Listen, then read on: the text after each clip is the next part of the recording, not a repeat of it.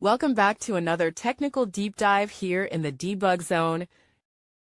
Today we're tackling a big question and breaking it down with insights from other users. Hopefully this clears up some misconceptions and helps you get the answer you need.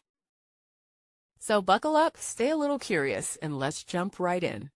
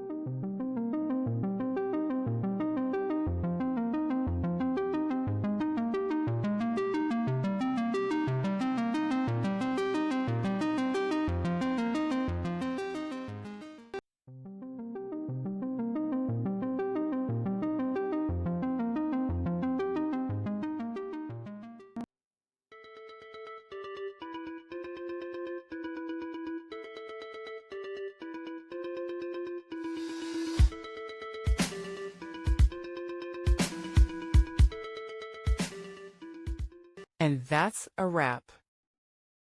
I hope you found the answer you were looking for.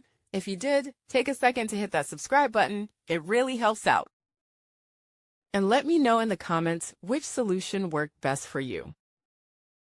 See you next time in the debug zone.